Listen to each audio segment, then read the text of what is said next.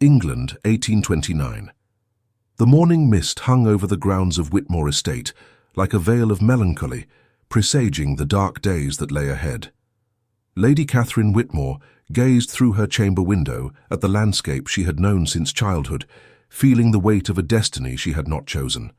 Her delicate fingers traced the cold outline of the glass, whilst her thoughts wandered to the arranged marriage that approached as inexorably as tides that cannot be stayed. Lord Adrian Blackwood was considered one of the most promising young gentlemen of London society. His charming smile and impeccable manners had won the approval of her father, Sir Alistair Whitmore, a man whose judgment was rarely questioned in matters of propriety and advancement. The match had been settled over brandy and cigars in her father's study, as was customary among families of standing. Catherine had been summoned only to nod her acquiescence, her opinions as irrelevant as the portraits that lined the corridor walls. Yet Catherine harboured a quiet hope that perhaps affection might bloom where arrangement had planted its seeds. Adrian's attentions during their chaperoned visits had been courteous, his conversation pleasant if somewhat practiced. She had convinced herself that respect could ripen into something warmer, that duty and happiness need not be strangers to one another. The first fracture in this carefully constructed illusion came on a humid afternoon, 1 week before the wedding was to take place. Catherine had been returning from the village with her maid, having selected ribbons for her trousseau, when she noticed Adrian's carriage stationed near the old garden pavilion at the edge of the Whitmore grounds. The structure had fallen into disuse, its once elegant columns now wrapped in ivy, a place forgotten by all save the occasional romantic seeking solitude. Something in the furtive manner of the coachman's stance gave Catherine pause. A coldness crept through her despite the summer warmth.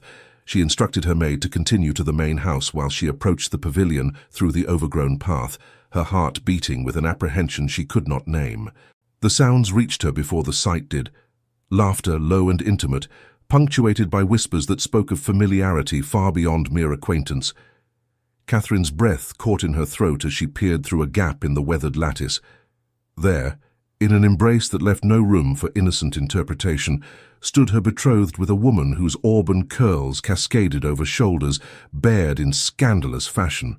Adrian's hands traced paths along the woman's form with a tenderness he had never shown Catherine. His lips pressed to her neck as she threw back her head in evident pleasure.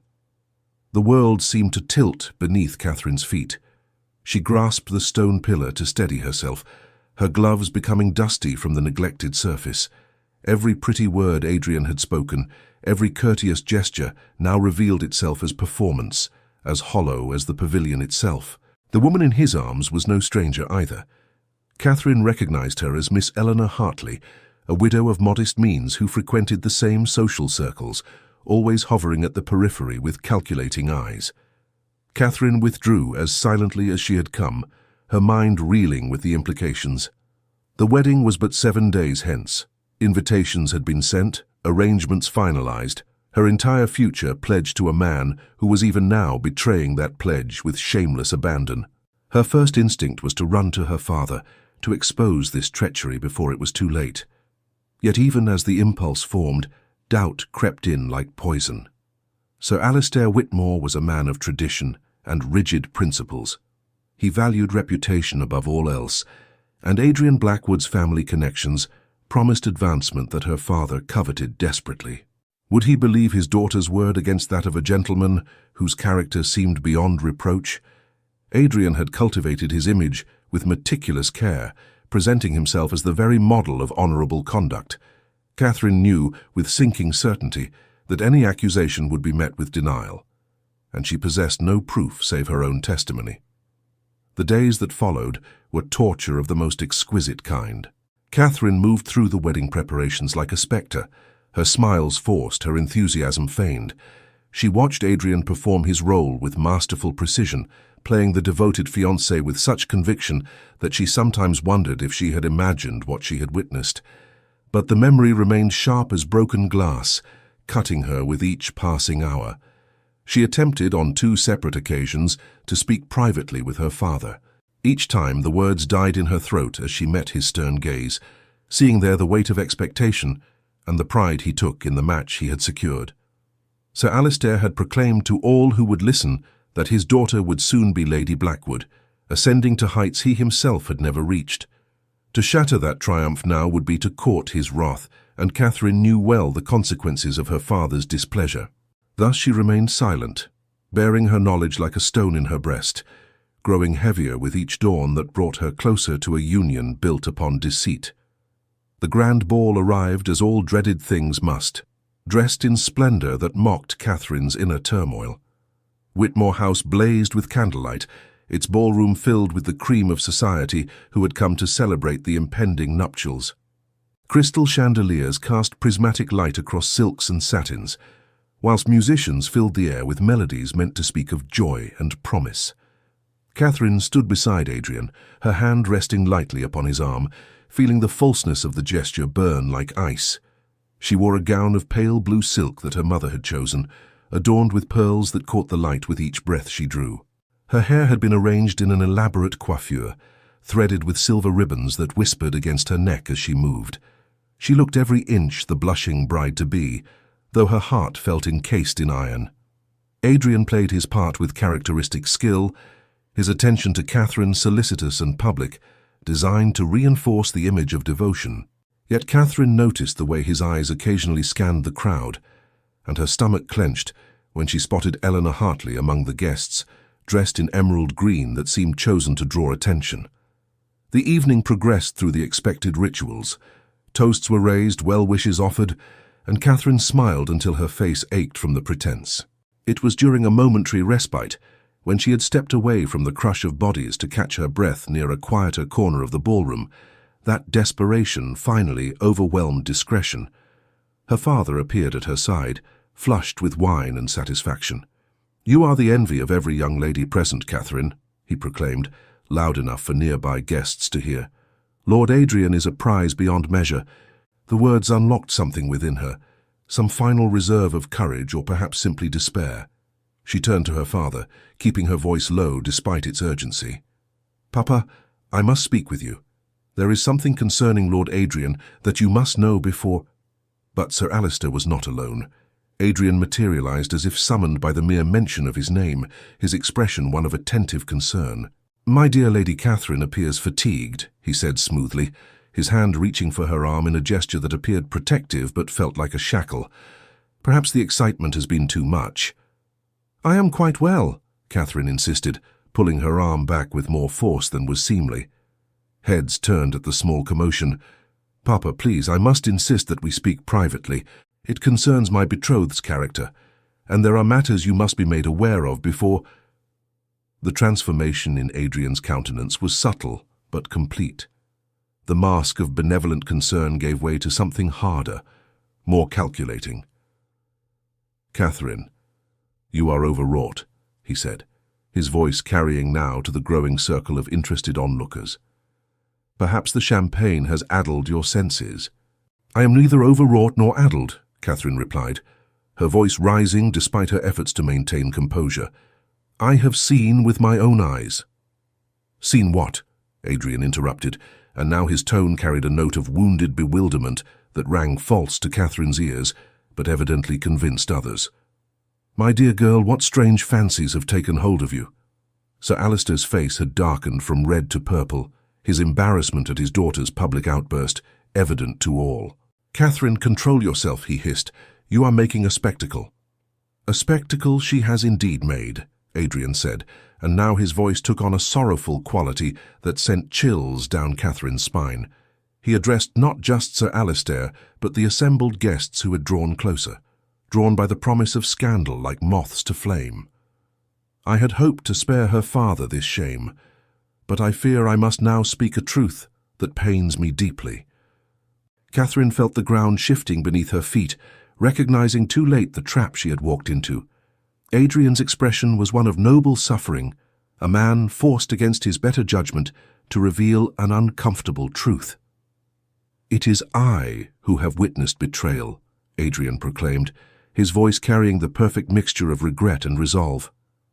"For the past fortnight, I have observed with growing concern Lady Catherine's behavior.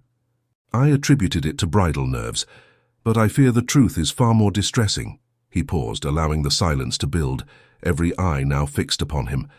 "I have discovered that Lady Catherine has been conducting a clandestine correspondence with a gentleman of no standing, a fortune hunter who seeks to compromise her reputation and thereby force my hand into releasing her from our engagement." The gasps that followed were like physical blows. Catherine stared at Adrian in disbelief, unable to comprehend the enormity of his lie. "That is utterly false," she managed, her voice barely above a whisper. "There is no correspondence, no gentleman. This is a fabrication designed to—" "To what end would I fabricate such a thing?" Adrian asked, spreading his hands in a gesture of helpless honesty. "It brings me no pleasure to expose this, but I cannot in good conscience proceed with a union when trust has been so thoroughly violated. I have the letters intercepted by a servant loyal to my household." He reached into his coat pocket and produced folded papers that Catherine had never seen before. "I had not intended to produce them publicly, but it seems I must defend my honor against these wild accusations." "Let me see those," Sir Alistair demanded, snatching the papers from Adrian's hand. His eyes scanned the contents, and with each line, his expression grew more thunderous. The letters were forgeries, they must be, but they were convincing forgeries.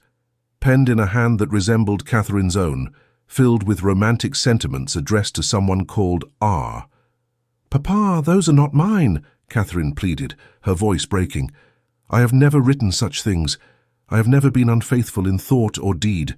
Please, you must believe me." But Sir Alistair's face showed only rage and mortification. "How dare you?" he said, his voice low and terrible. "How dare you bring such disgrace upon this house, to be caught in your treachery, and then to have the audacity to accuse an honourable gentleman of the very sins you yourself have committed." "I have committed no sin," Catherine cried, tears now streaming freely down her face, no longer caring for the spectacle she made. "1 week ago I saw Lord Adrian in the garden pavilion with Mrs. Hartley. They were embraced in a manner that left no doubt as to the nature of their relationship. That is the truth I tried to tell you, the truth he now seeks to bury beneath these lies." Adrian's laugh was gentle, pitying, designed to make her appear hysterical. "The poor girl is quite undone," he said to the assembled crowd, shaking his head sadly. "I was indeed at the pavilion last week inspecting it for possible repairs as a surprise for my bride. Mrs. Hartley was there as well, consulting on decorative matters, as she has some experience in such things. If Lady Catherine observed us in conversation and has twisted it into something sordid, I can only attribute it to a guilty conscience seeking to deflect blame." Eleanor Hartley, Catherine noticed with despair, had conveniently disappeared from the ballroom. The crowd murmured amongst themselves, and Catherine could read their judgment in their averted eyes and whispered exchanges. A young lady's word against that of a gentleman was worth little, and when that gentleman possessed proof of her alleged misconduct, it was worth nothing at all. "You will retire to your chambers immediately," Sir Alistair commanded, his hand gripping Catherine's arm with bruising force. "We shall discuss the full extent of your disgrace in private. As for you, Lord Adrian, I can only offer my most profound apologies for my daughter's wanton behaviour." "Papa, please," Catherine begged, but her father was already propelling her toward the ballroom doors, his grip unyielding.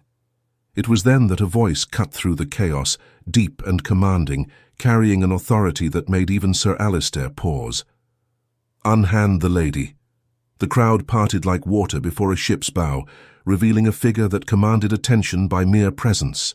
Count Frederick Ravenshaw stood at the edge of the gathering, his tall frame clothed in black evening dress that seemed to absorb the light around him. His face was angular and striking, marked by features that spoke of both aristocratic lineage and hard-won experience. Dark hair swept back from a high forehead, and his eyes, grey as a winter storm, fixed upon Sir Alistair with an intensity that made the older man release Catherine's arm, as if scalded. Catherine had heard of Count Ravenshaw, as had everyone in society. He was spoken of in whispers, a man who had inherited his title young and wielded power with a discretion that made him both respected and feared. He rarely attended social gatherings, preferring the solitude of his country estates, which made his presence at this ball all the more remarkable. Some said he had loved once and lost, and had never recovered from the wound. Others claimed he simply found society's games beneath his notice. What all agreed upon was that he was not a man to be trifled with. "Count Ravenshaw," Sir Alistair stammered, clearly torn between his anger at his daughter and his reluctance to offend a man of such standing. "This is a private family matter, I assure you. Nothing conducted in a ballroom before 200 witnesses can be considered private," the Count replied, his voice calm but edged with steel. He moved forward with deliberate grace, each step measured, until he stood between Catherine and her accusers. "I have observed this entire exchange, and I find the proceedings deeply troubling." Adrian stepped forward, his mask of wounded nobility still firmly in place.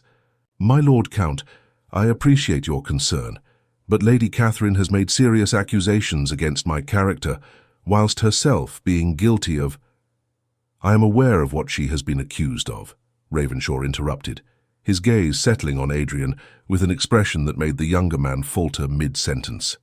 "I'm also aware of the documents you have presented as evidence. Most convenient that you should have them upon your person this evening, almost as if you anticipated the need to produce them." A flicker of uncertainty crossed Adrian's features before he recovered his composure. "I carried them as a burden of proof, should Lady Catherine's instability require correction." "Instability," Ravenshaw repeated, turning the word over as if examining a curious specimen. "An interesting characterization for a young lady who by all accounts has been the very model of propriety, until this evening. Tell me, Lord Adrian, how long have you been acquainted with Mrs. Eleanor Hartley?" The question hung in the air like a blade. Adrian's carefully constructed expression wavered. "I am acquainted with many people, my lord. Mrs. Hartley is merely one among—" "She departed the ballroom rather hastily some minutes ago," Ravenshaw observed. One might wonder why, given that the evening's entertainment had only just begun. One might also wonder at the nature of a consultation regarding pavilion repairs that would require such intimate proximity as Lady Catherine described. "You would take the word of a woman proven deceitful?" Adrian demanded, his voice rising with the first hints of genuine emotion. "Those letters are evidence of her character, not mine." "Letters can be forged," Ravenshaw said quietly, but his words carried to every corner of the now silent ballroom.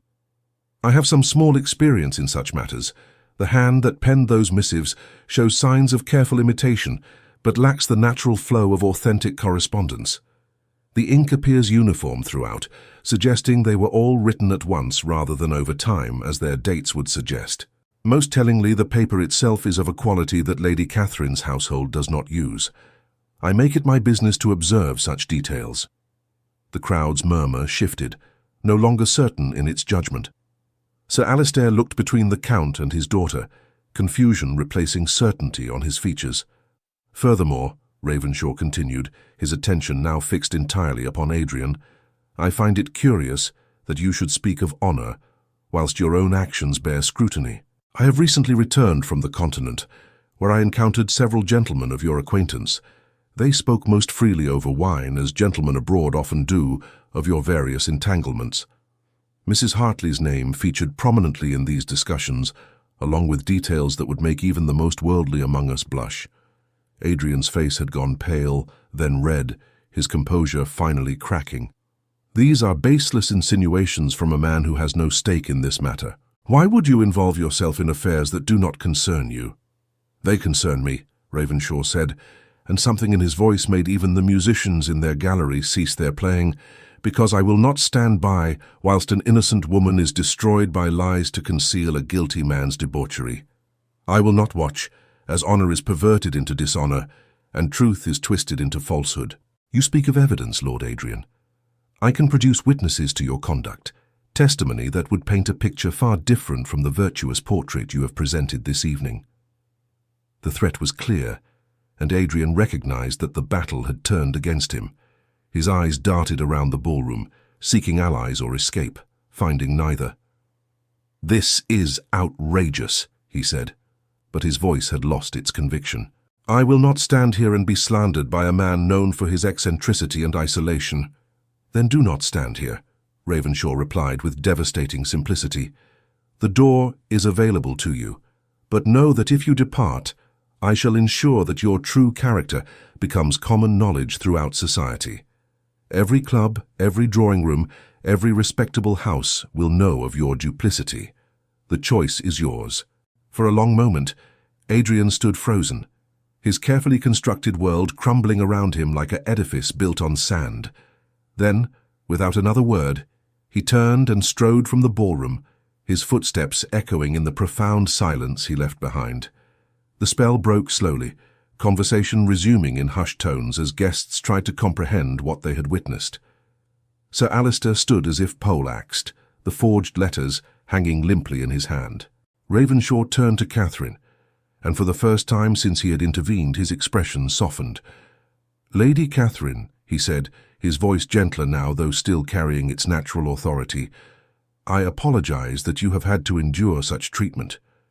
No woman should be subjected to lies and manipulation simply because a man lacks the courage to be honest." Catherine found herself unable to speak, her throat tight with emotions too complex to name. She looked up at the Count, meeting his grey eyes for the first time, and felt something shift within her. There was understanding in that gaze, a recognition of suffering that transcended mere sympathy. He had not intervened out of duty or social obligation. He had acted because he believed her, because he had seen through Adrian's deception where all others had been fooled. "Thank you," she managed, her voice barely above a whisper. "You believed me when no one else would." "I believed you because I know the truth when I hear it," Ravenshaw replied, "and I know deception when I see it. Lord Adrian is not the man he pretends to be. I have known this for some time, though I lacked reason to expose him until this evening. He has left a trail of broken promises and disappointed hopes across half of England. You, Lady Catherine, have been spared a marriage that would have brought you nothing but misery." Sir Alistair finally found his voice. "Count Ravenshaw, I do not know what to say. If what you claim is true—" "It is true," Ravenshaw said, his tone brooking no argument. "I do not speak frivolously, Sir Alistair, nor do I make accusations I cannot substantiate. Your daughter has done nothing wrong save attempt to reveal a truth that was inconvenient to a skilled liar. You owe her an apology, not censure." The words, delivered with the weight of Ravenshaw's position and reputation, had their intended effect. Sir Alistair looked at Catherine, really looked at her, and seemed to see for the first time the distress in her eyes, the genuine anguish that no guilty party would display. "Catherine," he said slowly, "I may have acted hastily. If the Count's assessment is correct, if those letters were indeed forgeries—" "They were," Catherine said, finding her voice again. "Everything I told you was true, Papa. I saw Adrian with Mrs. Hartley. I tried to warn you, but I knew you would not believe me. And I was right, wasn't I? You believed him over your own daughter." The accusation hung between them, and Sir Alistair had the grace to look ashamed. "I apologize, my child. I should have given you the benefit of doubt before believing the worst." It was an inadequate apology for the public humiliation Catherine had endured, but it was a beginning. The guests had begun to disperse, sensing that the evening's drama had concluded and eager to spread word of what they had witnessed. Tomorrow, Catherine knew, the scandal would ripple through society like stones cast in a pond. But the nature of that scandal had changed. She was no longer the faithless bride, but the innocent victim of a cad's machinations, defended by the enigmatic Count Ravenshaw. As the ballroom emptied, Catherine found herself once more in the Count's presence. He had remained whilst others departed, standing at a respectful distance, but clearly waiting to speak with her again. "Lady Catherine," he said, "I hope you will forgive my presumption in intervening as I did. I know it is not customary for a gentleman to involve himself so directly in another's affairs." "You have nothing to apologize for," Catherine replied. "You saved me from a fate worse than scandal. You saved me from a lifetime shackled to a man without honor. I am in your debt, Count Ravenshaw." "You owe me nothing," he said, and there was something in his voice that made Catherine's heart quicken. "But I would ask one thing if you would permit it." "Ask anything," Catherine said, surprised by her own boldness. "In the days to come, there will be talk. Society will dissect this evening from every angle, and your name will be mentioned in ways both fair and unfair. I would like to offer you whatever protection my influence can provide. More than that, I would like the opportunity to know you better, to understand the courage it took to speak truth when silence would have been easier. Catherine felt warmth flood through her despite the cool evening air drifting through the open terrace doors. You wish to call upon me? If you would permit it, Ravenshaw said. I know the timing may seem precipitous, given what has just transpired, but I find myself compelled to pursue your acquaintance. There is something in you, Lady Catherine, a strength of character that is rare in our world. I recognized it the moment you stood before your father, and attempted to speak truth despite knowing you would not be believed.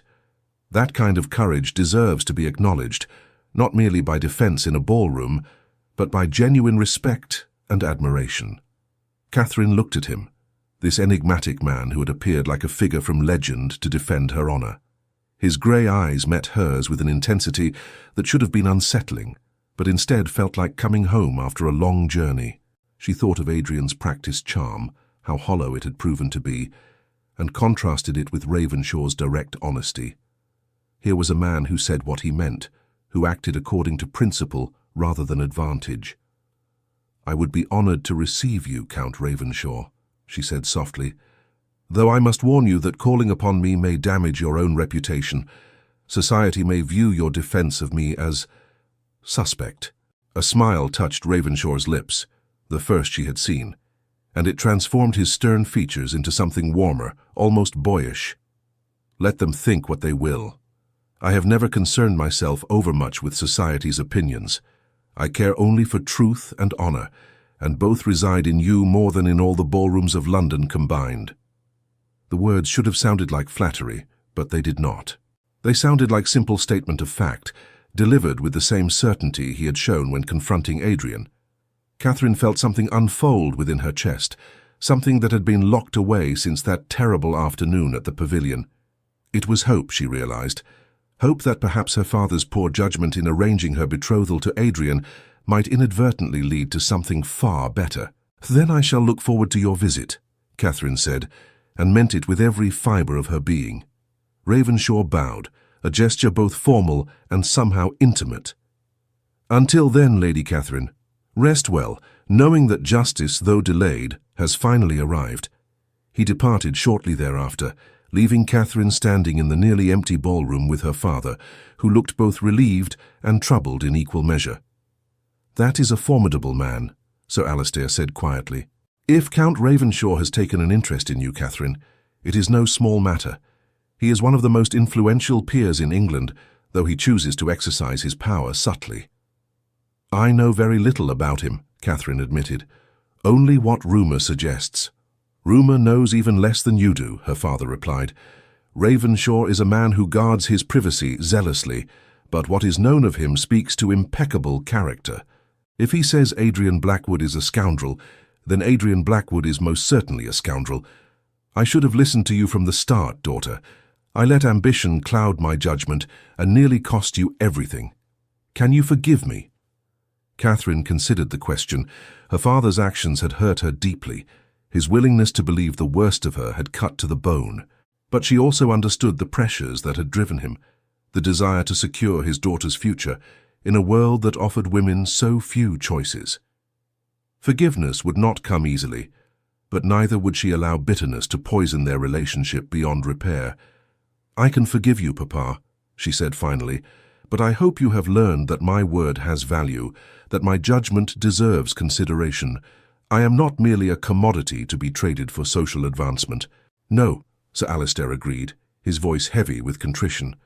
You are far more than that, and I have been a fool not to see it sooner. Whatever happens now, whatever comes of the Count's attentions, I promise you this. I will never again arrange your future without your full consent and participation. Your happiness matters more than any alliance I might secure. It was perhaps the most significant concession her father had ever made, and Catherine accepted it with a nod. The events of the evening had changed more than just her marital prospects. They had shifted the very foundation of her relationship with her father, establishing boundaries that had not existed before. The following days passed in a blur of cancelled wedding plans and whispered conversations.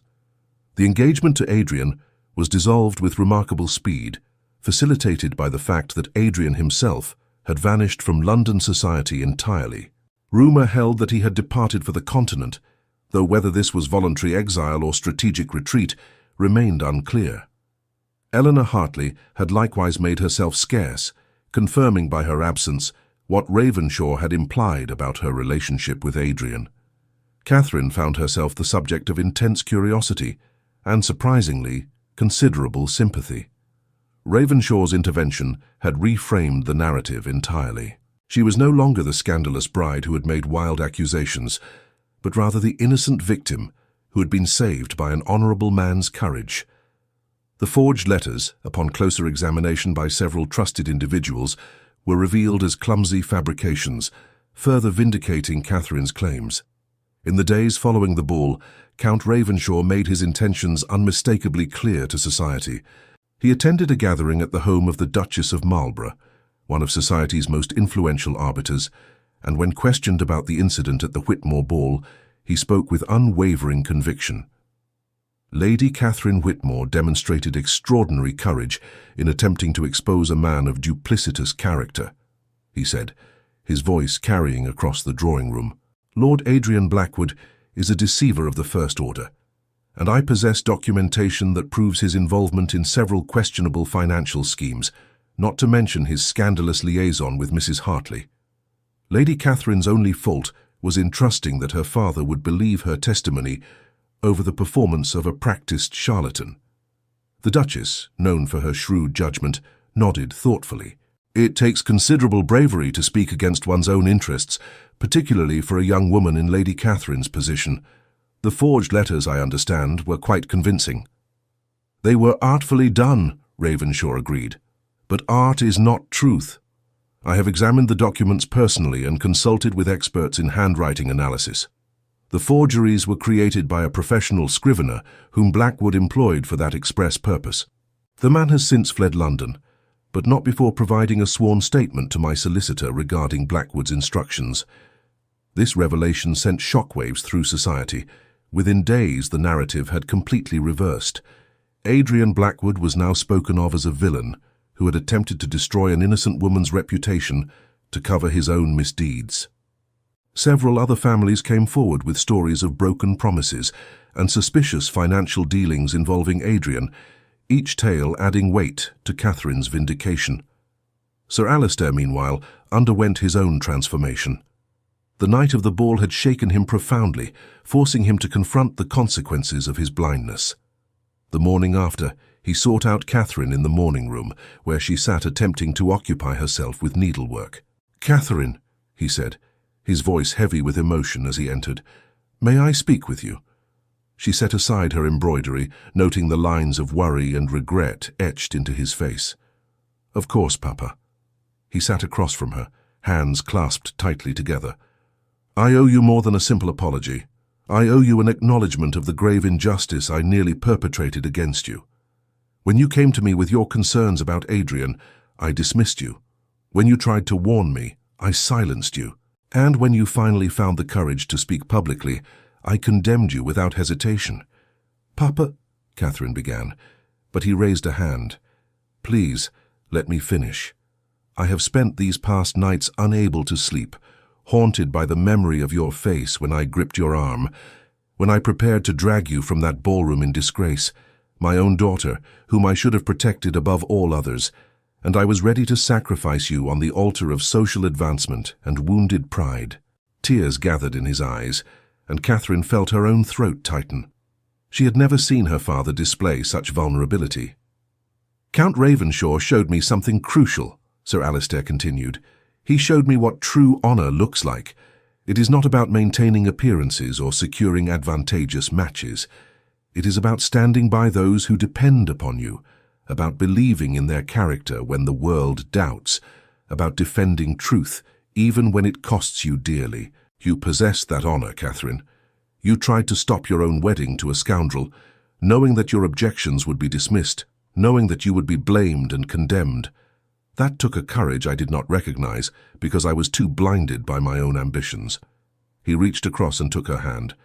"I am ashamed of how I treated you, but I am also profoundly proud of who you are. You refused to accept injustice in silence. You spoke truth when speaking was dangerous. You are a better person than I have been a father, and I can only hope that in the time remaining to us, I might learn from your example." Catherine felt tears spill down her cheeks. "Oh, Papa, I know you wanted what you thought was best for me. You wanted security, position, a future free from worry. Those desires came from love, even if the execution was flawed." "The execution was more than flawed," Sir Alistair said firmly. "It was fundamentally wrong. I treated you as a possession to be disposed of for maximum advantage, rather than as a person with your own thoughts, feelings, and judgment. I see that now. Count Ravenshaw's intervention was not just a rescue of your reputation, it was a lesson to me in what it means to truly honor those we claim to love." He squeezed her hand. "I want you to know something else. When Ravenshaw calls upon you, and I suspect he will continue to do so, he will have my full support. Not because of his title or his wealth, though both are considerable, but because he has proven himself to be a man of genuine integrity. More importantly, because you deserve the right to choose your own path.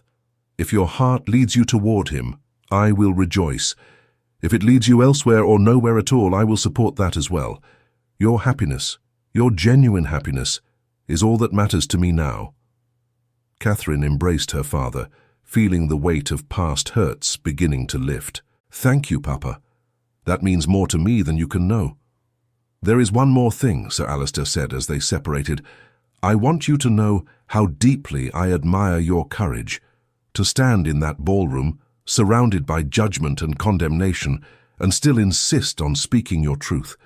That required a strength of character I am only beginning to appreciate. You could have remained silent. You could have gone through with the marriage and dealt with Adrian's betrayals in private, as many women do.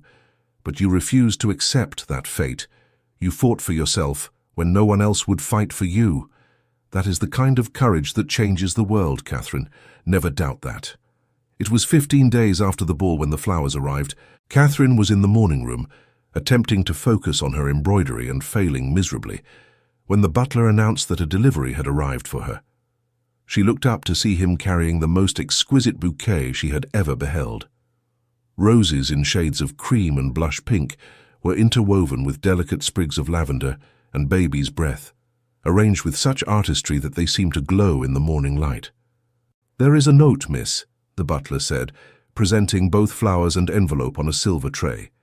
Catherine's hands trembled slightly as she opened the envelope. The handwriting was bold and clear, each letter formed with precision. "Dear Lady Catherine, I hope these flowers find you well and that the past fortnight has brought you some measure of peace. I have thought of you often since that evening, wondering if you have recovered from the ordeal you were forced to endure. It would be my greatest honor if you would permit me to call upon you at your convenience. I find myself most eager to continue the conversation we began, and to know better the remarkable woman I had the privilege of defending. If you are amenable to this proposal, I shall await your reply with great anticipation. Should you prefer not to receive me, I will understand and respect your wishes entirely, though I confess it would be a profound disappointment. With deepest respect and admiration, Frederick Ravenshaw." Catherine read the note 3 times, her heart beating faster with each perusal. The formality of his words could not disguise the genuine warmth beneath them. He was asking her permission, not presuming upon his intervention to claim some right to her attention. It was so different from Adrian's calculated courtship, where every gesture had been designed to impress others rather than to connect with her. She called for writing materials immediately and composed her response with care. "Dear Count Ravenshaw, your thoughtful gift has brightened my morning considerably, and your words have touched me more than I can adequately express. I would be most pleased to receive you at Whitmore House at your earliest convenience, perhaps tomorrow afternoon if that suits your schedule. I confess I am eager to thank you properly for your kindness and to enjoy the conversation you mention, which I have also thought upon frequently since that eventful evening. With sincere gratitude and warm regards, Catherine Whitmore." She dispatched the note immediately, before second thoughts could temper her enthusiasm. Then she sat with the bouquet, breathing in its delicate fragrance and allowing herself to feel something she had not felt in months, genuine excitement about the future. The next afternoon arrived with agonizing slowness. Catherine changed her dress 3 times before settling on a simple but elegant gown of soft grey muslin with rose-colored embroidery at the sleeves and hem.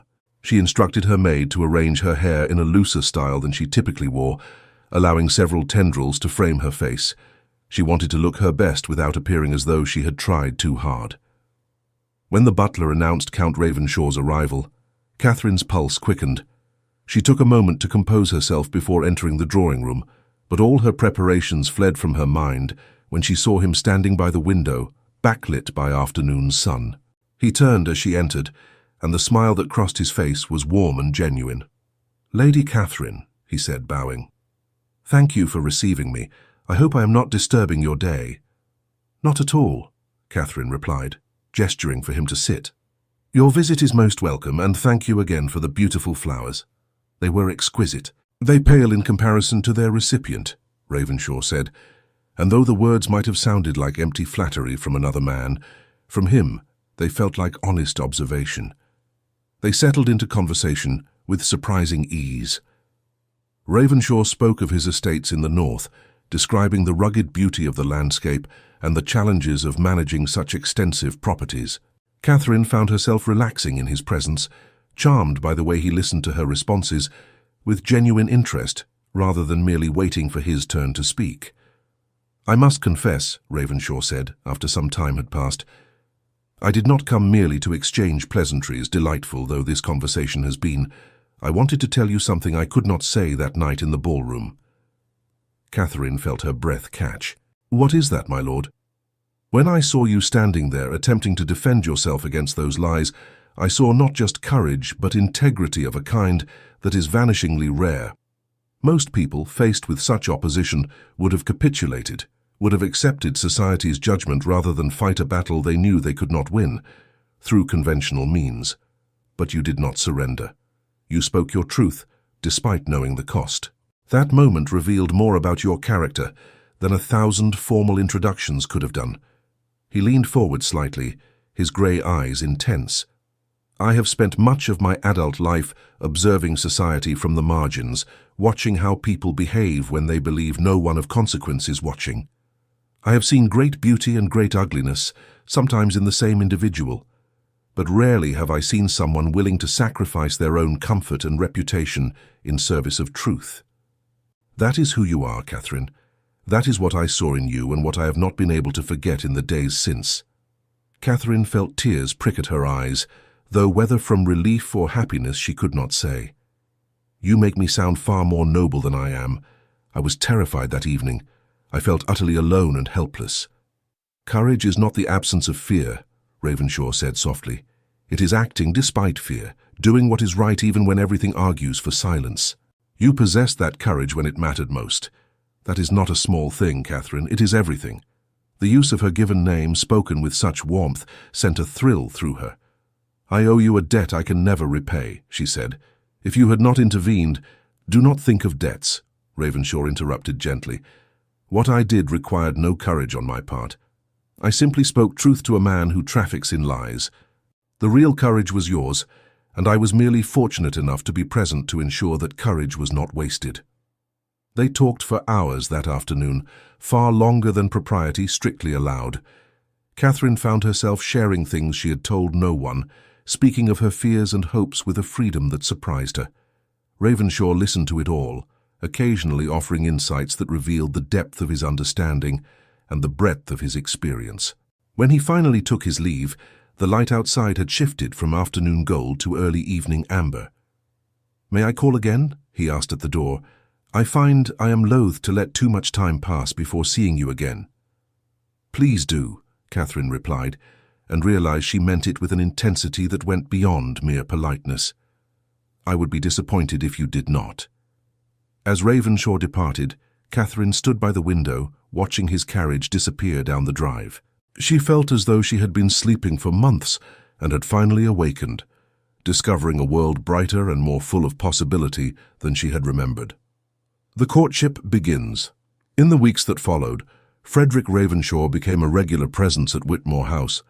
His visits were proper and chaperoned, adhering to all the requirements of respectable courtship, yet within those constraints, something profound was growing between them.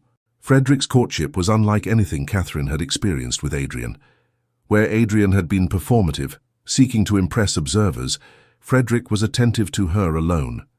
He noticed the smallest details, how she tucked a strand of hair behind her ear when contemplating a difficult question, how her eyes lit up when discussing poetry, how she bit her lower lip when uncertain. These observations were not weapons to manipulate her, but gifts that showed he truly saw her. He began by bringing her small, thoughtful presents, not expensive jewels meant to dazzle society, but items chosen specifically for her. A first edition of her favorite novel, its pages carefully preserved. A rare botanical specimen for her collection, procured from a traveler recently returned from India. A music box that played the melody she had once mentioned reminded her of her childhood.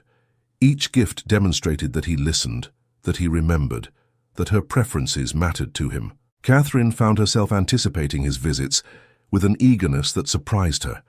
She would position herself near the morning room window at the hour he typically arrived, watching for his carriage, with a flutter in her chest that felt nothing like the dutiful resignation she had felt waiting for Adrian. When Frederick entered a room, the very air seemed to shift, becoming charged with possibility. Their conversations ranged far beyond the superficial topics typically deemed appropriate for courtship. Frederick asked her opinions on political reforms, on literature, on philosophy. He brought her books from his extensive library, works by Mary Wollstonecraft, treatises on social reform, collections of poetry that challenged conventional thinking. Where Adrian had never inquired about her thoughts on anything of substance, Frederick seemed genuinely interested in her mind. "What do you think of Wordsworth's treatment of nature as a moral teacher?" he asked one afternoon, as they strolled through the Whitmore Gardens, her maid following at a discreet distance. Catherine, delighted by the question, responded thoughtfully. "I find his perspective compelling, though perhaps somewhat idealized. Nature can be both nurturing and cruel, can it not?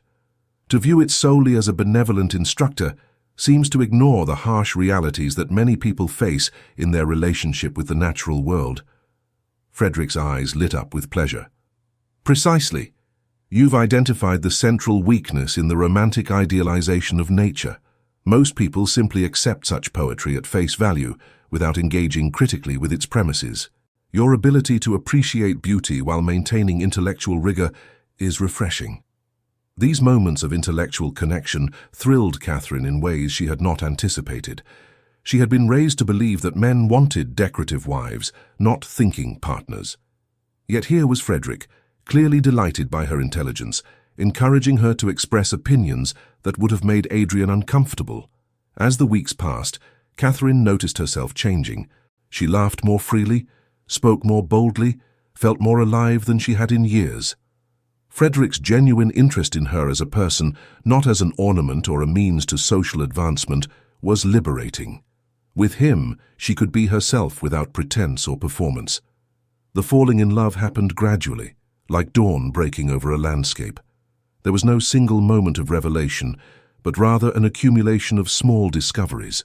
The way Frederick's eyes crinkled at the corners when he smiled genuinely, the gentleness with which he handled her father's elderly spaniel, who had taken an immediate liking to him, the passion in his voice when he spoke of improving conditions for his tenants, the quiet strength he displayed in all situations, never needing to prove his worth through boasting or intimidation.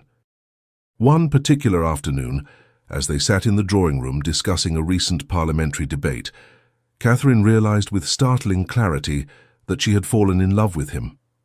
It was not the breathless infatuation she had once mistaken for affection toward Adrian, but something deeper and more substantial. She loved Frederick's mind, his integrity, his kindness. She loved the way he made her feel safe enough to be vulnerable, strong enough to be honest. She loved who she was becoming in his presence, a fuller, freer version of herself. The realization must have shown on her face because Frederick paused mid-sentence and looked at her with concern. "Catherine, are you well?" "Yes," she said softly, meeting his grey eyes. "I am better than well. I am happy, Frederick, truly happy perhaps for the first time in my life. The expression that crossed his face was one of such tender joy that it took her breath away. He reached for her hand, his touch sending warmth through her entire being. "Then my heart is content," he said simply. "Your happiness is all I have sought since the moment we met." Navigating society's whispers. As their courtship became increasingly apparent to society, the gossip mills churned with speculation and judgment. Not everyone approved of Count Ravenshaw's attention to a woman who had so recently been at the center of scandal. At a musical evening hosted by Lady Pemberton, Catherine overheard two matrons discussing her situation in voices that were clearly meant to carry. "The Count is besotted, clearly, but one must wonder at the wisdom of attaching oneself to a woman of such questionable judgment," said Mrs. Ashford, a woman known for her sharp tongue and sharper opinions. "Indeed," agreed her companion, Lady Wexford. "To have made such wild accusations against Lord Adrian in public, it speaks to a certain instability of character, does it not?" Before Catherine could decide whether to confront them or simply withdraw, Frederick appeared at her side. He had clearly heard the exchange, and his expression, while controlled, carried an edge of steel. "Ladies," he said, his voice pleasant but with unmistakable authority, "I could not help but overhear your discussion of Lady Catherine's character. Perhaps you are unaware that Lord Adrian Blackwood fled to the Continent, specifically to avoid prosecution for fraud. My solicitors have documented at least 7 instances of financial malfeasance, 3 broken engagements under suspicious circumstances, and 1 particularly damning liaison that resulted in considerable embarrassment to the family of Mrs. Eleanor Hartley." The two women paled visibly. Frederick continued, his tone remaining conversational despite the devastating nature of his words. "Lady Catherine's wild accusations, as you term them, were in fact perfectly accurate assessments of Blackwood's character. Her only error was in believing that truth would be valued over appearances. I consider her willingness to speak uncomfortable truths, even at great personal cost, to be evidence of exemplary character rather than instability. I would encourage you both to consider how your own reputations might suffer should you continue to malign a woman whose integrity far exceeds that of those who judge her." The threat was subtle but unmistakable. Mrs. Ashford and Lady Wexford made hasty excuses and departed, leaving Frederick and Catherine standing together. "You did not need to defend me so forcefully," Catherine said quietly, though she was secretly pleased by his intervention. "I will always defend you," Frederick replied simply, "and I will always ensure that society understands the truth, that you were the victim of a scoundrel's machinations, and that your courage in exposing him deserves admiration, not censure." True to his word, Frederick made a point of publicly demonstrating his regard for Catherine at every opportunity. He ensured they were seen together at the most prestigious events. He spoke openly about his admiration for her character. He made certain that anyone who questioned Catherine's reputation would have to contend with his considerable influence and displeasure. Gradually, society's opinion shifted. The matrons who had whispered about Catherine's wildness began instead to speak of her remarkable courage. The gentlemen who had smirked at her situation began to regard her with respect, recognizing that Count Ravenshaw's championship was not given lightly. Adrian Blackwood's name became synonymous with duplicity, while Catherine's became associated with integrity and strength. Sir Alistair watched this transformation with a mixture of relief and ongoing remorse. One evening, as he and Catherine sat together after dinner, he spoke of his feelings. "I cannot tell you how grateful I am that you did not marry Blackwood," he said, his voice heavy with emotion. "Every new revelation about his character makes me realize more fully what disaster I nearly brought upon you. The financial schemes, the multiple betrayals, the callous manipulation. You would have been shackled to a man who would have made your life a misery." He paused, looking at his daughter with genuine admiration. "But more than gratitude, I feel pride. You refused to accept what was being imposed upon you, even when silence would have been easier and safer. You stood up for yourself when I failed to stand up for you. That took extraordinary courage, Catherine. I hope you know how deeply I admire you for it." Catherine felt tears prick at her eyes. Thank you, Papa. That means more to me than you can know. Count Ravenshaw is a far better man than I am a father, Sir Alistair continued. He saw immediately what I was too blind to recognize, that your word had value, that your judgment was sound, that you deserved to be believed and defended. I can only hope that in whatever time remains to me, I can learn from his example and from yours. They discovered shared passions for literature and philosophy, spending hours discussing the Romantic poets and debating the merits of various political reforms. Catherine found in Frederick a mind that challenged her own, that did not condescend to her simply because she was a woman, but instead engaged with her thoughts as equals in conversation. On one particular afternoon, as they walked through the gardens of Whitmore Estate under the watchful eye of Catherine's maid, trailing at a discreet distance, Frederick spoke of his own past with a vulnerability that took Catherine's breath away. "I have not always been the solitary figure society now perceives me to be," he said, his gaze fixed on the distant horizon.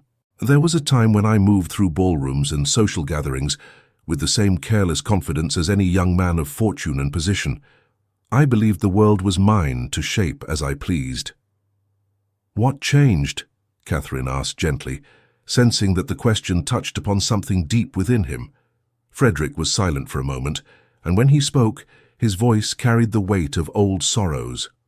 "I fell in love, or what I believed was love at the time. She was beautiful and vivacious, the daughter of a duke, and I was besotted.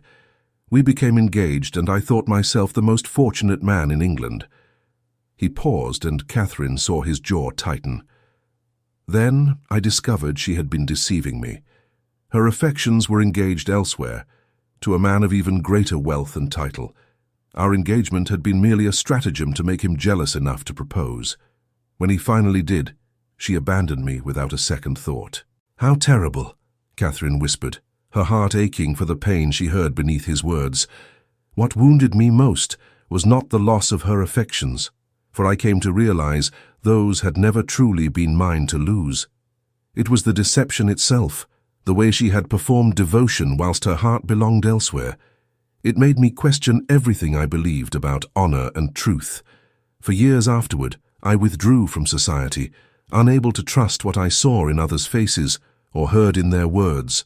He turned to Catherine then, and the look in his eyes made her pulse quicken. "That is why when I saw you standing in that ballroom speaking truth that no one wanted to hear, I recognized something precious. You were the opposite of everything that had wounded me. Where she had been false, you were genuine. Where she had been calculating, you were courageous." In that moment, Catherine, I felt something I had not felt in more than a decade. I felt hope. Catherine's breath caught in her throat. "Hope for what?" she asked, though she thought she knew the answer. Hope that perhaps the world still contained people of genuine character. Hope that trust, once broken, might be rebuilt. Hope that I might find someone who valued truth as I do, who understood that honor is not merely a word, but a way of being in the world. He took her hand gently, his touch sending warmth through her despite the autumn chill. A hope that I might love again, and this time truly, without reservation or fear. "Frederick," Catherine said, his name feeling natural on her lips despite the intimacy it implied. "I hardly know how to respond. These past weeks with you have been unlike anything I have known. After Adrian's betrayal, I thought I would never trust my own judgment again, let alone trust another person so completely. Yet with you, trust feels effortless. When you speak, I believe you. When you make a promise, I know you will keep it. That certainty is a gift beyond measure." "Then you understand what I am trying to say?" Frederick asked, and there was a vulnerability in his expression that made him seem younger, almost boyish. "I think so," Catherine replied, her heart racing. "But I would hear you say it plainly so there can be no misunderstanding between us." Frederick drew a deep breath, and when he spoke, every word was weighted with significance. "Catherine Whitmore, in the short time I have known you, you have awakened feelings I thought long buried. Your courage, your integrity, your gentle spirit, combined with an iron core of principle, all of these have captured my heart completely. I find myself thinking of you constantly, wanting to share every thought and experience with you, imagining a future where we might face life's challenges together. I am asking, with all the sincerity I possess, if you might consider allowing me to court you with the intention of marriage, not an arrangement made over brandy between fathers, but a true partnership built on mutual respect and affection." Catherine felt tears gathering in her eyes, but they were tears of joy, not sorrow. "Yes," she said simply. "Yes, Frederick, I would be honored. These weeks have shown me what courtship should be, what marriage could become with the right partner. You have given me back something I thought Adrian had destroyed, my faith in the possibility of happiness, my belief that love need not be performance but can be genuine and deep and real." The smile that broke across Frederick's face transformed him entirely. He looked almost incandescent with happiness as he raised her hand to his lips, pressing a kiss to her knuckles that felt like a sacred vow. "You have made me the happiest of men," he said. "I promise you, Catherine, I shall spend every day proving myself worthy of your trust." "You have already proven it 100 times over," Catherine replied. "From the moment you defended me in that ballroom, you have shown me what true honor looks like. I need no further proof, only the continuation of the partnership we have already begun to build." They stood there in the garden, hands clasped, the autumn leaves swirling around them in patterns of gold and crimson, and Catherine felt as though her life was finally beginning in earnest. All the pain of Adrian's betrayal, all the humiliation of that terrible night, had led her to this moment, to this man, to this feeling of absolute rightness. The formal announcement of their courtship caused considerable stir in society. There were those who viewed it with approval, seeing in Count Ravenshaw's choice a confirmation of Catherine's innocence and worth. Others whispered that the Count had been too hasty, that scandal still clung to the young lady, regardless of how events had unfolded. But Frederick and Catherine cared little for such gossip. They were building something too precious to be undermined by the opinions of people who had not witnessed what they had witnessed, who did not understand what they understood. As autumn deepened into winter, their relationship deepened as well. Frederick introduced Catherine to his closest friends, a small circle of intellectuals and reformers who welcomed her with warmth once they saw how their reserved friend came alive in her presence. Catherine found herself engaging in discussions of politics and social reform that would have been unthinkable in her previous life, her mind expanding with each new idea she encountered. One evening, at a small dinner party hosted by one of Frederick's friends, Catherine found herself in conversation with a lady novelist who had published under a male pseudonym. "You are fortunate in your choice of partner," the woman told Catherine quietly. "Many men speak of wanting an intelligent wife, but few can bear the reality of a woman who challenges them intellectually. Count Ravenshaw is among the rare exceptions. He does not merely tolerate your intelligence, my dear, he delights in it." Catherine glanced across the room to where Frederick stood engaged in animated conversation with a professor of philosophy from Cambridge. As if sensing her gaze, he looked up and smiled, a private communication that spoke of shared understanding and affection. "I am beginning to realize just how fortunate I am," Catherine replied, "not merely because he is intelligent and honorable, but because he sees me as I truly am and loves me, not despite it, but because of it."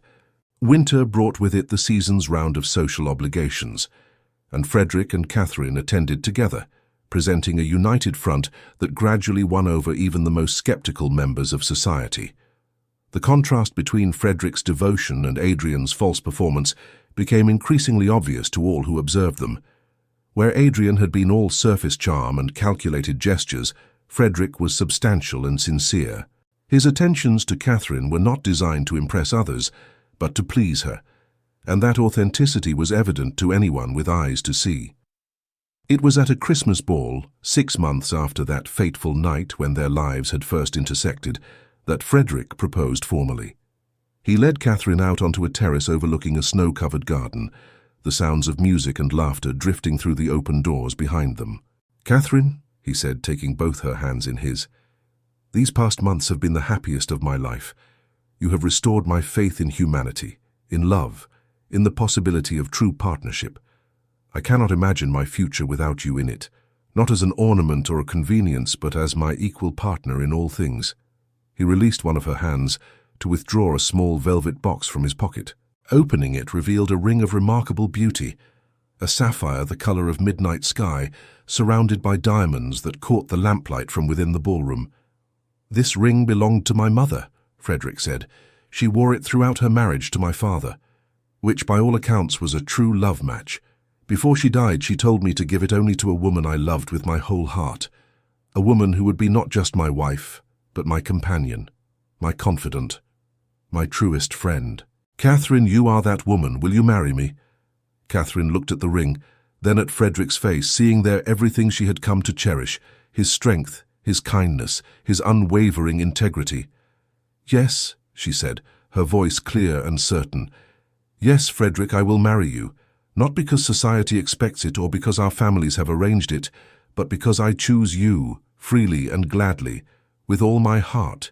Frederick slipped the ring onto her finger, and then for the first time he kissed her.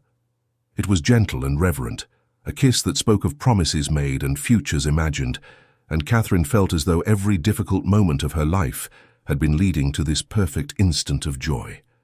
When they returned to the ballroom, their happiness was evident to all. Sir Alistair, who had gradually come to appreciate the true worth of the man his daughter had chosen, raised a toast to their health and future. "I make no secret of the fact that I erred grievously in my first attempt to secure my daughter's future," he said, his voice carrying through the assembled company. "But Providence has a way of correcting our mistakes, and in Count Ravenshaw, Catherine has found a man worthy of her in every respect. I could not be prouder or more grateful." He paused, his eyes meeting Catherine's across the room. "My daughter taught me something crucial these past months. She taught me that courage means standing for truth even when the world opposes you. She taught me that a woman's judgment and character matter far more than her obedience. She refused to accept what was being imposed upon her in silence, and in doing so, she saved herself from a fate that would have destroyed her. I am humbled by her strength, and I am honored to call her my daughter." The room erupted in applause, and Catherine felt tears of gratitude streaming down her face. Her father had not only forgiven himself, he had learned from his mistakes and grown into a better man. That transformation was perhaps the most unexpected gift of her entire ordeal. The wedding was set for the following spring, giving them time to plan a celebration that would reflect their values rather than merely society's expectations. Catherine wanted something meaningful rather than ostentatious, and Frederick readily agreed. They would marry in the small chapel on Frederick's country estate, surrounded by close friends and family, in a ceremony focused on their commitment to each other rather than public display. The months between engagement and wedding passed in a blur of preparation and anticipation. Frederick took Catherine to visit his estates, showing her the lands she would help him oversee as his countess. Catherine was struck by his dedication to his tenants' welfare, the schools he had established for their children, the fair rents he charged, despite being able to command far more. "A title brings not just privilege, but responsibility," he told her, as they toured a village on his property. "These people depend upon me for their livelihoods. I owe them honest dealing and genuine care, not exploitation." Catherine saw in these actions the same principles that had led him to defend her in that ballroom. Frederick's honor was not situational or performative. It was integral to who he was, manifesting in every aspect of his life. She fell more deeply in love with him each day, not for his title or his wealth, but for the man he was beneath all of that, principled, thoughtful, capable of great tenderness and equally great strength. She also came to understand his past hurts more fully. One evening, as they sat before the fire in his library, Frederick spoke again of the woman who had betrayed him. "I do not wish to dwell on the past," he said, "but I want you to understand why your honesty means so much to me. When Eleanor, that was her name, when she left me for the other man, I felt as though the ground had disappeared beneath my feet. Not because my heart was so deeply engaged, I realized later, but because I had believed so completely in the image she had presented. I questioned everything after that. Could I trust my own judgment? Could anyone be genuine, or was all the world merely a stage where everyone played assigned roles? How did you find your way back from that doubt?" Catherine asked, her hand resting gently on his arm. "Time helped," Frederick admitted. "Distance from society helped more. But truly it was not until I saw you standing in that ballroom, refusing to be silent, even when silence would have been easier, that I understood something crucial. Deception requires an audience willing to be deceived. Truth requires only one person brave enough to speak it. You were that person, Catherine. You showed me that authenticity still exists, that not everyone is playing a part. That realization freed me from the prison my past had built around my heart. Then we have saved each other, Catherine said softly. You saved me from a marriage built on lies. I saved you from a life built on distrust. We are even, you and I. Frederick smiled and drew her closer. We are more than even, my love. We are partners now and always. The spring arrived in a flourish of blossoms and birdsong, and with it came Catherine's wedding day. She woke that morning filled not with the dread she had felt approaching her wedding to Adrian, but with a sense of joyful anticipation. Today she would marry the man she loved, not as a duty or an obligation, but as a choice freely made and gladly embraced. Her wedding gown was simpler than the elaborate creation that had been prepared for her marriage to Adrian. This dress was made of ivory silk, flowing and elegant without excessive ornamentation. Catherine wanted Frederick to see her, not merely an expensive display of fabric and jewels. She wore his mother's sapphire ring on her right hand, soon to be joined by a wedding band on her left. The chapel was small and intimate, decorated with spring flowers from Frederick's gardens. Lily of the valley, early roses and branches of flowering cherry that filled the air with delicate fragrance. The guests numbered fewer than 50, all people who genuinely cared for the bride and groom, rather than mere social acquaintances seeking to be seen at a prestigious event. As Catherine walked down the aisle on her father's arm, she saw Frederick waiting for her at the altar, his face reflecting an emotion so profound that it made her own eyes prick with tears. He looked at her not as a prize to be won or an ornament to be displayed, but as though she were the answer to every question he had ever asked, the solution to every loneliness he had ever endured. Sir Alistair placed Catherine's hand in Frederick's, and in that gesture, Catherine felt the weight of her past life lifting away. She was no longer the obedient daughter who had nearly been sacrificed to her father's ambitions. She was no longer the humiliated woman who had been publicly accused and disbelieved. She was simply Catherine, beloved and respected, about to embark on a life built on truth and mutual devotion. The vicar spoke the ancient words of the marriage ceremony, but Catherine barely heard them. She was lost in Frederick's grey eyes, seeing there the reflection of her own happiness, her own certainty that this was right and good and true. When the moment came to speak their vows, Catherine's voice was clear and strong. I, Catherine Whitmore, take thee, Frederick Ravenshaw, to be my wedded husband, to have and to hold from this day forward, for better, for worse, for richer, for poorer, in sickness and in health, to love and to cherish, till death us do part. This I pledge to thee with all my heart, freely given and gladly sworn. Frederick's voice, when he spoke his own vows, was equally steady, each word a promise carved in stone.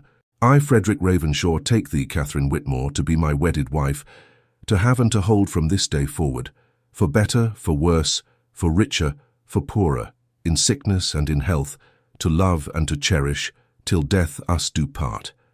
This I pledge to thee with all my heart, freely given and gladly sworn.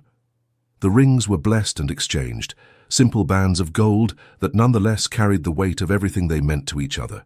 And when the vicar finally pronounced them husband and wife, Frederick's kiss was gentle and reverent, a seal upon promises made not just before God and these witnesses, but before each other, the only audience that truly mattered. The wedding breakfast that followed was filled with genuine celebration. There were toasts and laughter, but more than that, there was a palpable sense of rightness, as though everyone present recognized that they were witnessing not merely a social contract, but a true union of souls. As the afternoon wore into evening, Frederick and Catherine finally departed for the main house, where they would spend their first night as husband and wife before departing on a wedding journey to the Lake District. As their carriage pulled away from the chapel, Catherine looked back one last time at the scene of her wedding, so different from the grand spectacle that had been planned for her marriage to Adrian, and felt nothing but gratitude for the twist of fate that had brought her to this moment. "No regrets?" Frederick asked softly, his arm around her shoulders. Catherine turned to him with a smile that came from the very depths of her being. "Not a single one," Everything that happened, even the painful parts, led me to you. How could I regret the path that brought me home?" Frederick pulled her closer, and they rode in comfortable silence through the spring twilight, each lost in thoughts of the future they would build together. Gone were the days of pretense and performance, of duty without devotion, of words that meant nothing. Ahead lay a life of truth and partnership, of love that had been earned through hardship and proven through trial. That night, as they stood together on the balcony of their house, the restored honor of Lady Catherine, continuation, their bedroom, looking out over the moonlit grounds of Ravenshaw Manor, Catherine felt the last vestiges of her old fears dissolve into the night air. Frederick's arms encircled her waist from behind, his chin resting gently on her shoulder. "What are you thinking?" he murmured against her ear. "I am thinking," Catherine replied, leaning back into his embrace, "that I have never felt so completely myself as I do in this moment. With Adrian I was always performing, always trying to be what I thought he wanted, what society expected. With you I can simply be Catherine, and that is enough." Frederick turned her gently to face him, his hands cupping her face with infinite tenderness. "It is more than enough. It is everything." Their wedding journey to the Lake District proved to be a revelation of shared wonder. They explored the rugged landscape together, Catherine discovering a love of nature's wild beauty that she had never been permitted to indulge before. Frederick delighted in showing her hidden waterfalls and secret paths, places he had discovered during his years of self-imposed solitude. They talked for hours as they walked, their conversations ranging from the profound to the playful, building layers of intimacy that went far beyond the physical. One afternoon, as they stood at the edge of Ullswater watching the light dance across the rippling surface, Frederick spoke of his vision for their future. "I want our marriage to be different from what society expects," he said. "I want you to have agency in all our decisions, to manage your own affairs, to pursue your own interests. I have seen too many marriages where the wife becomes merely an extension of her husband, her own identity subsumed entirely. That is not what I want for us."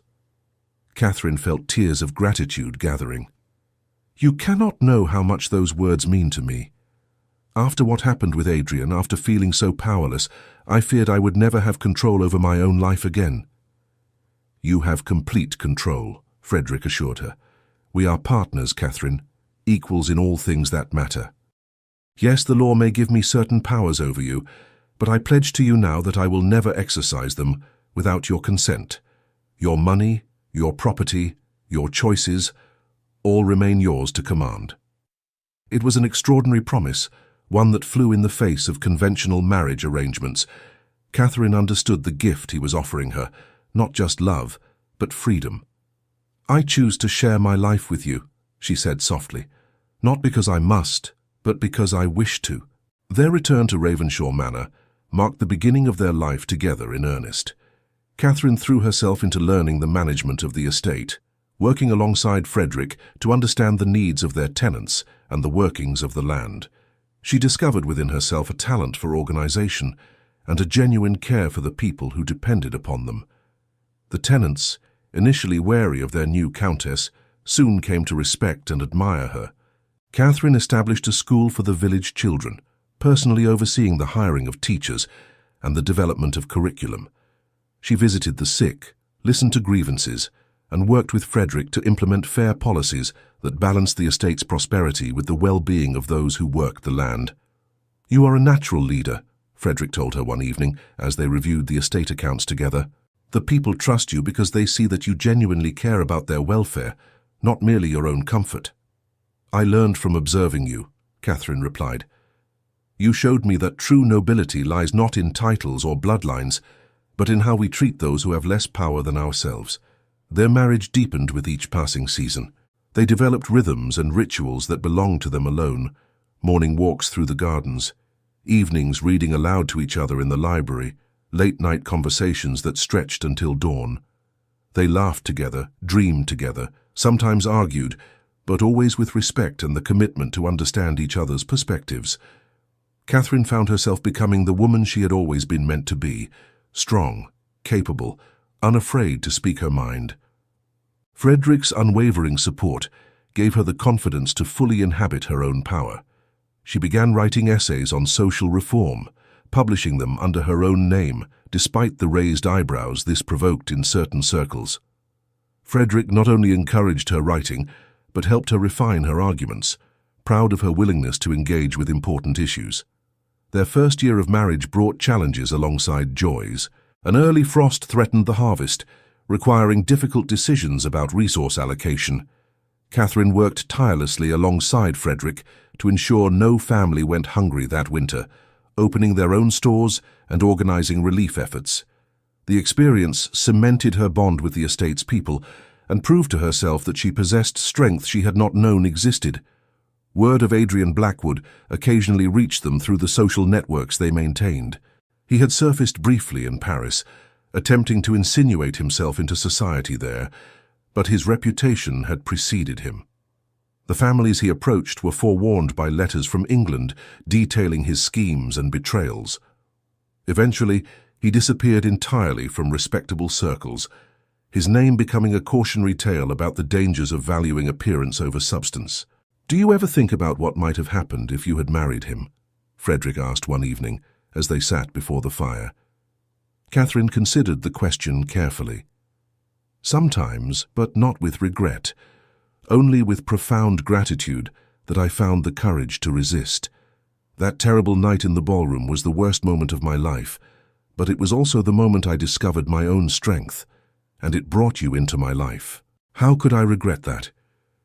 "You gave me back something I thought I had lost forever," Frederick said quietly. "Hope, faith in human goodness, the belief that authentic connection was possible. You restored parts of myself I had locked away after Eleanor's betrayal." "Then we are even," Catherine smiled, "for you gave me the same gifts. You showed me what love should be, not performance or manipulation, but genuine partnership built on mutual respect and unwavering honesty." As their second year of marriage progressed, Catherine discovered she was with child. The news filled them both with joy, tempered by Catherine's natural anxiety about the dangers of childbirth. Frederick was attentive and supportive throughout her pregnancy, never dismissing her fears but always reassuring her of his presence and love. "Whatever happens," he told her during a particularly difficult night when her fears threatened to overwhelm her, "we face it together. You are not alone in this, Catherine. You will never be alone again." Their daughter was born on a crisp autumn morning, entering the world with a lusty cry that announced her strong spirit. Catherine, exhausted but radiant, held the tiny bundle and felt her heart expand in ways she had not imagined possible. Frederick, tears streaming unashamedly down his face, gazed at his wife and daughter with such profound love that the midwife turned away to give them privacy. "She has your courage," Frederick whispered, touching one tiny, perfect hand. "I can see it already." They named her Eleanor Margaret, Eleanor for Frederick's mother, who had taught him the meaning of true love, and Margaret for Catherine's grandmother, who had been the only member of her family to consistently champion women's education and independence. Little Eleanor would carry forward the legacy of strong women who refused to be constrained by society's narrow expectations. Parenthood brought new dimensions to their partnership. They were united in their determination to raise their daughter differently from how they had been raised. Eleanor would be taught to think critically, to value her own judgment, to speak truth regardless of convenience. She would learn that courage meant standing for what was right, even when the world opposed her, just as her mother had done.